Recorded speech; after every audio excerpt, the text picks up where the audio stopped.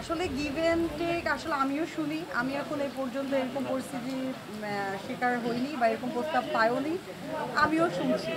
সামনে হয়তো যদি পাই তাহলে আপনাদেরকে জানাবো।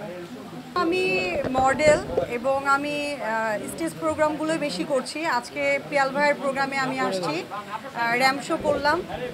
আর সামনে এগুলো কাজ বেশি আছে আমার, আর ফটোশ্যুটের কাজগুলো করছি। আপকামিং কি কাজ আছে? আপকামিং ফটোশ্যুট আর প্রমোটিং, এই কয়েকটা কাজ আছে। পরিকল্পনা কি সামনে? পরিকল্পনা এই তো আপনাদের মাঝে ছোটোখাটো যেই কাজগুলোই করছি। আমার অনেক ড্রিম ছিল যে যেমন পিয়াল হোসেন, বুলু টুম্পা, সায়দা রুমা আপু, ওদের সঙ্গে আমার কাজ করা, সেই ড্রিমটা আমার আস্তে আস্তে পূরণ হচ্ছে। সো এটাই আমার আলহামদুলিল্লাহ আমি বলি। এবং সামনে আপুদের সঙ্গে ভাইয়াদের সঙ্গে আমি পিয়াল ভাইয়া, রুমা আপু, তারপরে বুলু টুম্পা, ওনাদের সঙ্গে আরও ভালো কাজ করতে চাই।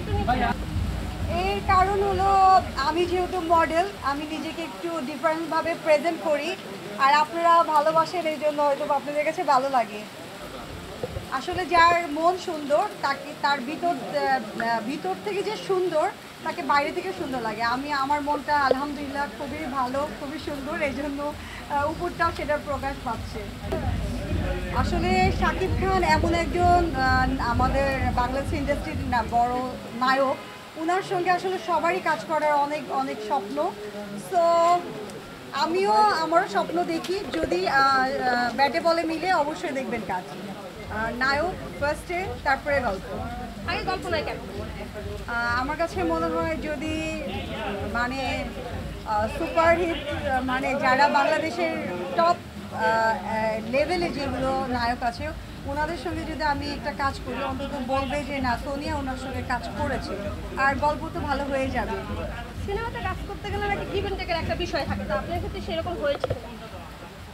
আসলে গিভ অ্যান্ড টেক আসলে আমিও শুনি। আমি এখন এই পর্যন্ত এরকম পরিস্থিতির শিকার হইনি বা এরকম প্রস্তাব পাইওনি। আমিও শুনছি। সামনে হয়তো যদি পাই তাহলে আপনাদেরকে জানাবো। আমি সবসময় ঝামেলা একটু কম পছন্দ করি। যদি বিতর্ক কোনো কিছু আমার সামনে এসে পড়ে বা আমাকে নিয়ে কেউ কোনো বিতর্ক নিউজ প্রেজেন্ট করে, সেই ক্ষেত্রে আমি সাইলেন্ট থাকি এবং কিছুদিন পরে আমি আসলে যেটা ভুল ছিল সেটা আমি আসলে ভুলটা ভাঙানোর চেষ্টা করি। যেহেতু আমি একটা রিয়েলিটি শো দিয়ে আমার এন্ট্রি, এবং আমার এন্ট্রিতে যে জাজ প্যানেলে ছিল জায়েদ খান, এবং জায়েদ খানকে দিয়ে আসলে আমার পরিচিতি লাভ হয়েছে, দেশ এবং দেশের বাইরে আমাকে চিনেছে। রিসেন্ট জায়েদ ভাই একটা প্রোগ্রাম করছে যেটা বাইরের দেশে, সেখান থেকেও জায়েদ ভাই আমাকে নক করেছে যদি সম্ভব হয় আমাকে ওনাদের ওখানে গিয়ে কাজ করার। আর জায়েদ ভাইয়ের জন্য অনেক শুভকামনা। দেশের বাইরে যে কাজ করছে, ভালো কাজ করছে। রিসেন্ট একটা মিউজিক ভিডিও করেছে, সেটাও খুবই সুন্দর, আমার কাছে খুবই ভালো লেগেছে। আপনাদের কাছে কেমন লেগেছে জানি না। ভাইয়াকে খুব মিস করি, কারণ বাংলাদেশে থাকলে অনেক প্রোগ্রামে ভাইয়াকে একসঙ্গে পেতাম এবং কাজ হয়তো আপনারা দেখতেন।